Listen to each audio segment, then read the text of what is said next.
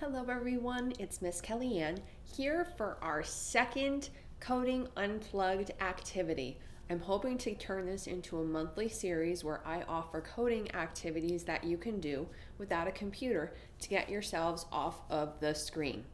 So today we are going to be creating our very own maze, and for that you're going to need either a deck of cards or Uno cards, some small toys like cars or wow, I can't think of anything. Little dolls, and then you're going to need either a grown-up, a friend, or an older sibling, so they can be the computer that you program. So let's get into the instruction video. So we are going to have just three important terms to remember as we are doing this activity. And the first one is coding. So what is coding? In its simplest terms, coding is giving instructions to a computer to make something happen. So remember, today we are not using an actual computer. So what computer are we going to use?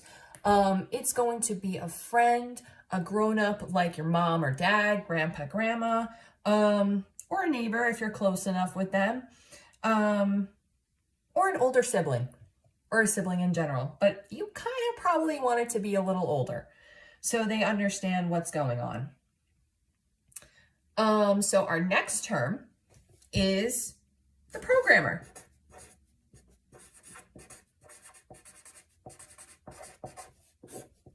And that's going to be you. So the programmer is the person, again you, that designs or creates the code for the computer. And our last term for today is going to be sequence. So we just can't tell the computer to do anything. Like, we can't say, go to the end of the thing, but turn left before you do that. Or go right, but go right all the way. You might hit an obstacle or a problem, and you'll see that in our warm-up activity. So a sequence is a set of step-by-step instructions to follow in order for your program to work correctly. So you have to follow them very, very specifically. So those are your three terms to remember today. Now, as we go along throughout the week, I'm going to be adding more terms, maybe talking a little bit about the different coding languages. But today we're going to keep it pretty simple. So very young kids can do this, and older kids can kind of expand on this and maybe break it down a little more or make it more difficult. So just remember these three terms: coding, programmer, sequence. So now let's do our warm-up exercise. So now we have our deck of cards.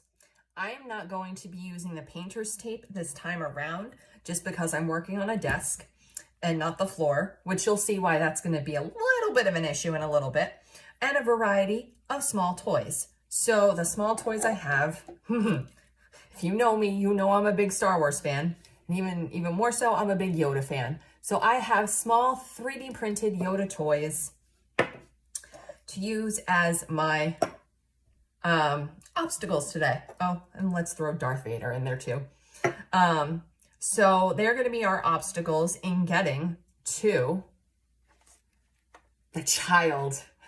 And this child can do really fun things at the end. So if you have like a fun toy, like a fire truck or something like a stuffed animal that makes a fun sound, make that the goal for you to get to at the end. Okay. So I'm going to be making a 5x3 maze. So I'm going to have 5 cards in one row, and then I'm going to make 3 rows in total. So 1, 2, 3, 4, 5. So that's the first row. 1, 2, 3, 4, 5. That's my second row. And 1, 2, 3, 4, 5. That's my third row. So we have 3 rows of 5 cards each. So grown-ups, this is a great way to practice counting too with your little ones. And for older kids, this is a great way to start learning about perimeter and area, length and width. So even though I'm on a table and this is pretty small, we are going to do a floor one that I'm going to ask you to help me with. So let's place our obstacles. So make sure you don't block your path because we want to get to the child at the end of this. So make sure you don't block his path totally. Like, see, if I put all my obstacles there, I have no path to get to the child. So let's move one of these baby Yodas. Let's move him there. And let's see, where else? Okay. So by the end of this, you should have a few different ways to get to Baby Yoda. The child, I'm sorry. Everybody calls him Baby Yoda. So you, the programmer, are going to figure out what way to get to the child. And we're going to use Darth Vader as our little computer, so to speak. And your grown-up or older sibling can help control him. So you are going to give different instructions or the coding to get to the child. So this is the step-by-step process, and you can just start out warming up, just kind of saying directions, but I highly recommend writing them down too, because you'll get a sense of what coding actually is, because it's a step-by-step process. So let me grab another piece of paper here and we'll get started.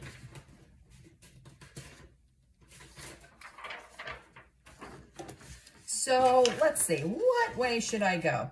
And you might find, depending on how many obstacles you use, I think I said this already, that you have multiple ways to get to the child at the end of this. Okay, so let's see. I think Darth Vader should go 4 steps forward. 1, 2, 3, 4. Let's see. Now, he's blocked by Baby Yoda. So now, can he turn right? No, he can't turn right because there's no cards over there. How about turning left? So he needs to turn left. And then he needs to take 1 step forward. Oh, so wait a minute. I see 2 ways he can go now. So should he go left or should he turn right? What do you think? I think he needs to turn right. And then take 1 step forward. And then, well, he can't turn right because he has old Yoda again blocking him. So he can turn left. And then take 1 step forward. And now we can say hi to the child. So here are my instructions. And I say to keep this unplugged or away from your computer, you should write these steps down. But if you can't resist using technology, I recommend using Google Sheets or Microsoft Word or another word processing program where you can practice your typing and write and print out your steps. And we were going to say hello to Baby Yoda. Hi, Baby Yoda. Or the child.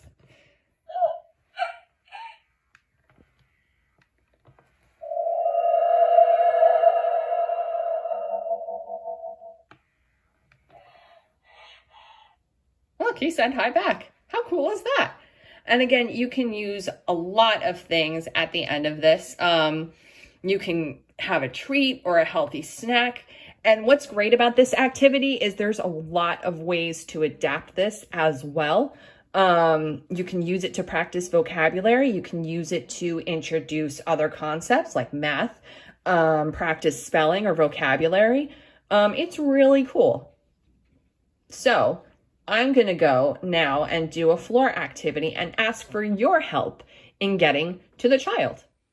All right. So now I am going to make a larger maze to start, and I'm going to ask you guys at home to help me code this. I'm going to put some obstacles on the course, and you can write down some instructions for me to get to the end of my maze.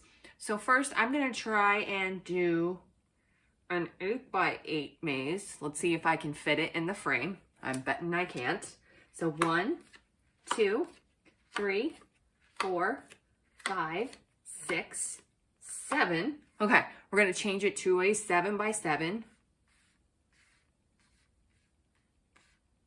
Hopefully. It's probably going to end up being not 7x7 that I'm looking at the space I have right now. Let's see. Can I scoot that to the top? Okay. 1, 2, 3, 4, 5, 6, 7. So row 1, row 2. Third row, 1, 2, 3, 4, 5, 6, 7. And I think I can fit one more. So we're going to have a 7x4 maze. 2, 3, 4, 5, 6, 7. And see, I'm not using painter's tape again. So what's really nice about painter's tape is that it'll keep the cards steady from moving, because I'm sure when we get down to it, we're going to be moving the cards around. And it'll help keep things in place. That's really the point of the painter's tape. So I have 7 cards in one row and 4 rows. So 1, 2, 3, 4. This is also a great way to practice multiplication. So if you have 7 times 4, my friends in the older grades, what's 7 times 4? Times 4. It's 28. And I would count out all the cards for you, but I think you guys can do that on your own. So I'm gonna get my child. Let's see, where should I put him? Let's do a different spot, not an end. Okay. I'm gonna make this challenging for you guys. I'm gonna move Baby Yoda over, because I see a way too easy path to get to him, and I want you to have to think about this. Ooh, speaking of thinking, I'm going to use my thinker as an obstacle.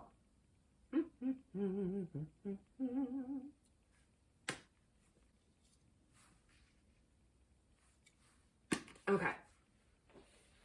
So now, can you guys tell me what to do? I'll be the computer, and you guys can be the programmer. So send in some steps in the comments below, or take a picture of the steps that you wrote down, or you can have a grown-up send it to me by email.